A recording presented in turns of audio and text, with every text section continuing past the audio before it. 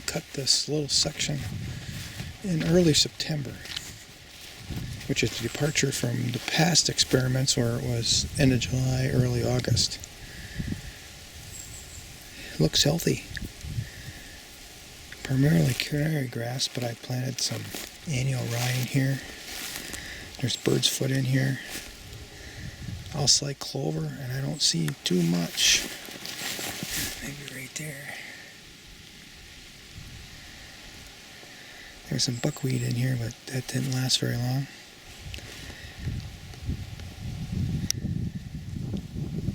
There are alkaloids in the canary grass, but when it's younger like this, it's less. And if the deer graze it enough, it'll stay young and fresh pick. Oh, look at those apples are hanging on that tree. That's what I want. Apples that hang on till late.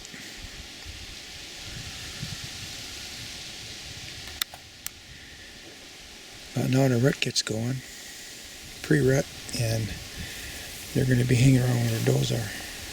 Does are going to be hanging around where the apples are.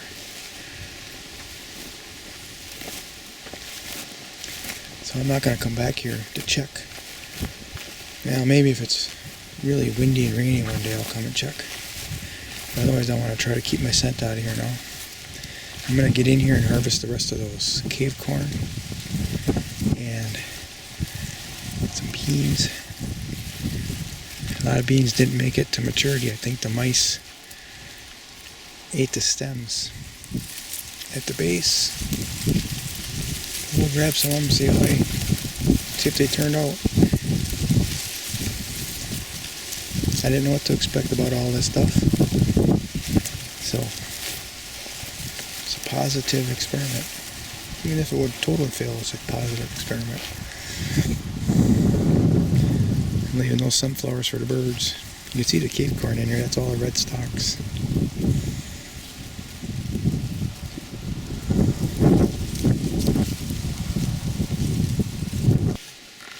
Left the cage open.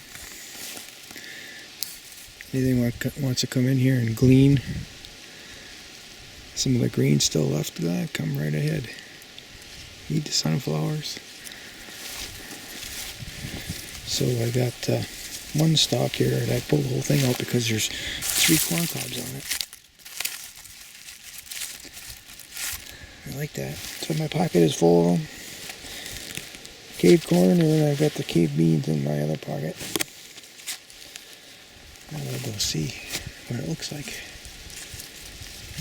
Yeah, these are the greener of the cave beans. I'm going to let those dry out. Here's that were dried out. Those are cave beans. 1,500 years old, and they were still viable. And the cave corn, these are the ones that are undeveloped. I'm going to chop them up, fry them with bacon this morning, bacon and eggs. And these are the ones that could have been developed, I think. Here's the best cob right there. I like this cob, how uniform it is. So here, every one of them had worms on it. Except for, I don't think this one had any. I don't know if this one had any. Nope, this one didn't have any either. That's interesting. And then this is the stalk with 3 cobs on it. I can feel there's corn on them. Not so much on this one. There's quite a few. I'm going to let that cob dry out totally then. This, during hunting season when there's nothing to do at night, I'll break it apart, see what it looks like.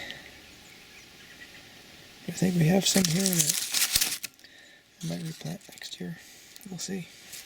Then there's 2 different types of apples here. I don't know what this one is.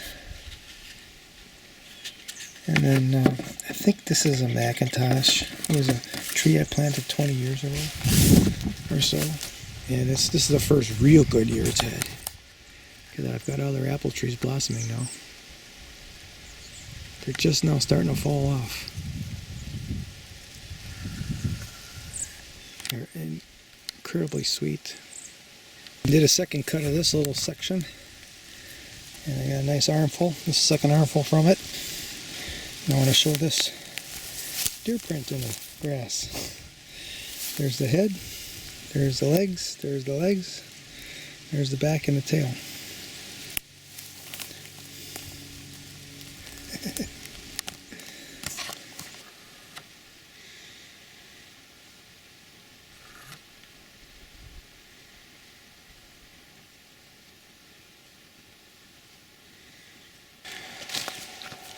The feeder just went off at 8 o'clock in the morning, and that's 3 seconds of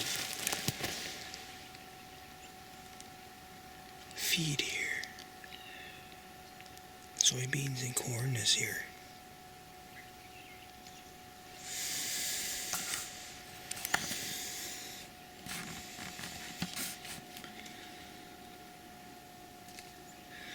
You lift up on it. Yeah, it's heavy.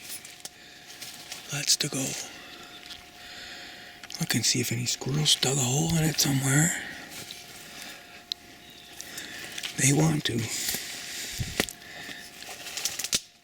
Looks pretty good.